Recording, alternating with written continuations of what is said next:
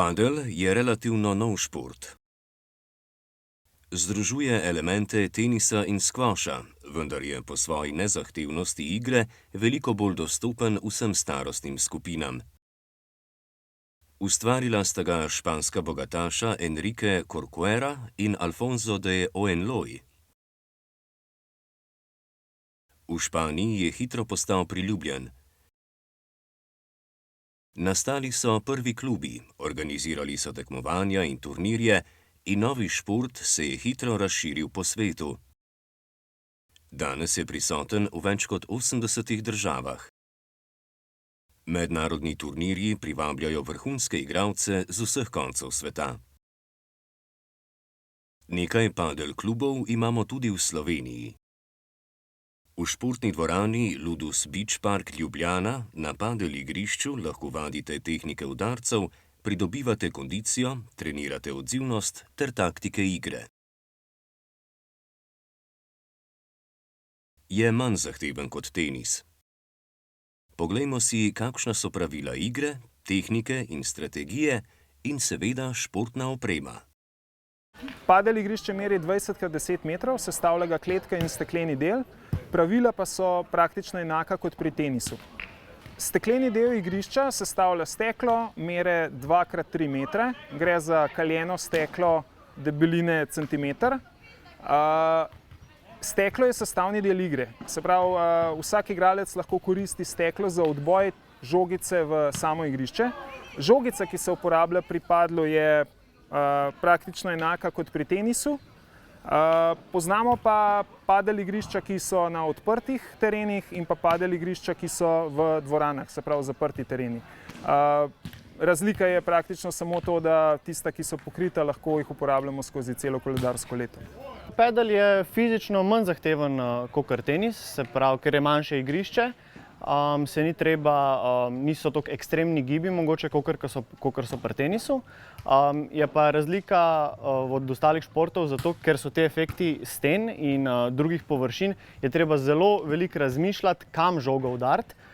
Se pravi, kakor sem že prej rekel, ni vse na moč, ampak je veliko, se pravi, kam je treba udariti žogo, zato ker žoge pridejo iz površin in je zato veliko za razmišljati, zato je tudi tak za mentalno zdravje odličen šport. Padel je eden izmed najlažjih športov, ki je za naučiti, ravno zaradi tega, ker je lopar malo manjši in nima strun. Zato žoga ne leti toliko iz loparja. Je tudi počasnejša igra, kakor recimo tenis, ker žoge ne moremo toliko močno nabiti, zato so tudi daljše izmenjave in je igra počasnejša in več izmenjav in tudi velike za razmišljati, se pravi, kam udariti žogo. Glede opreme je padel zelo podoben tenisu. Igralci uporabljajo loparje, ki so običajno izdelani iz ogljikovih vlaken ali drugih kompozitnih materialov. Loparji imajo polno mrežo z luknjicami, ki zmanjšujejo zračni upor in omogočajo večjo natančnost udarcev. Osnovna oprema za padel sestavlja lopar, ki je nekako takole, težek cirka 350–360 gramov, žogica, teniška, podobna teniški in pa jasno športni copati.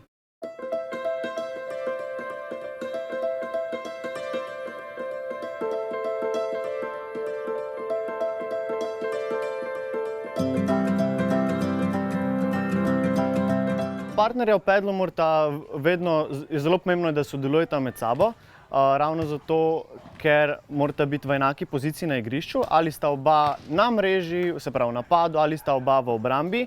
Najbolj pomembna je pa komunikacija, se pravi med padlom, med igro se zelo veliko pogovarjamo, se pravi povemo soigralcu, kje sta nasprotnika in povemo pozicijo, tako da najbolj pomembna v padlu je, se pravi, je komunikacija med partnerjema. Se pravi, igra se praktično vedno 2 na 2. Obstajajo primeri, ko lahko igra tudi 1 na 1. V tem primeru so igrišča nekoliko ožja, ampak tekmovalni padel se praktično igra samo 2 na 2. Primeren je za vse starostne skupine, je bistveno lažji kot tenis. Razdalja med igralci je manjša, krajši je lopar, tako da ga praktično priporočamo vsem, tako začetnikom, mlajšim, starejšim praktično vsem rekreativcem. Pri padlu je zelo pomembno načrtovanje.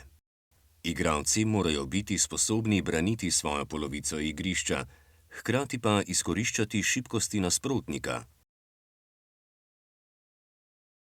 Ker so igrišča manjša in omejena s stenami, je igra bolj dinamična in zahteva hitro odzivnost. Ko jo udarimo čez mrežo, se mora žoga prvo odbiti v nasprotnikova tla, nato se lahko odbije v katerokoli steno ali kletko, nato jo mora pa že nasprotnik odbiti. Ampak najbolj pomembno pravilo je, da ko gre žoga enkrat čez mrežo, prvi odboj na površino mora biti v tla, potem gre lahko pa v katerokoli stransko površino.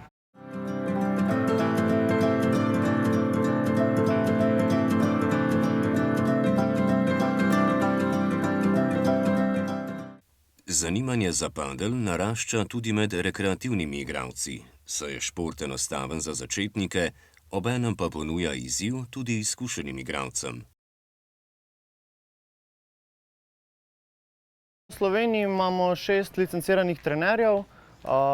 Lani so bili na tečaju v Nemčiji, jaz sem eden izmed njih. Ravnokar vodimo šolo tudi, od začetnikov do tistih, ki že malo več poznajo, in gremo čez neke osnove, napredne tehnike, pozicije na igrišču in na koncu seveda tudi igre. Padel je dinamičen šport, ki združuje telesno aktivnost, zabavo in druženje. To je šport prihodnosti, saj se zaradi svoje priljubljenosti hitro razvija in širi po vsem svetu.